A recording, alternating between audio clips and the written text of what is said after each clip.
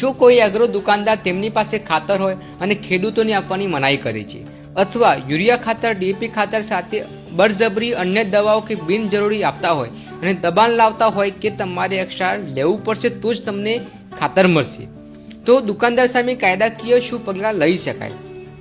ભારત ખાતર નિયંત્રણ ઓર્ડર 1985 મુજબ ફર્ટિલાઇઝર કંટ્રોલ ઓર્ડર FCO મુજબ કોઈપણ લાયસન્સ વાળા દુકાનદારને કાયદો લાગુ પડશે.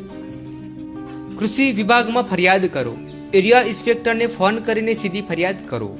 જો નંબર ના હોય તો તમારા જાતે મોબાઈલમાં વિડીયો ચાલુ કરીને એગ્રો ઇન્સ્પેક્ટરનો નંબરની માગણી કરો. મોબાઈલ નંબર આપે તો મૌખિક ફરિયાદ કરો અને નંબર ન આપે તો અન્ય જગ્યાએથી મેળવીને બનાવેલ વિડીયો એરિયા ઇન્સ્પેક્ટરને વિડીયો મોકલીને ફરિયાદ કરો. લેખિતમાં ફરિયાદ કરશો તો દુકાનદારનું લાયસન્સ રદ થશે. જો દુકાનદાર વધારાના ₹1 લીધો હોય તો ગ્રાહક સુરક્ષામાં પણ ફરિયાદ કરી શકો છો. ગોડાઉનમાં ખાતર પડ્યું હોય અને ગ્રાહકને આપવું નહીં તે પણ એક પ્રકારનો ગુનો છે. દુકાન બંધ કરી દેવી, ખોટું બોલીને ગ્રાહકોને ધક્કા ખવડાવવા આ પણ એક ગુનો છે. વધુ ભાવ લેવો અથવા બિલ ન આપવું તે પણ કાયદાનો ભંગ છે. મજૂરી ટ્રાન્સપોર્ટનો ચાર્જ લેવો ગ્રાહકો પાસેથી તે પણ આ એક ગેરકાયદેસર છે.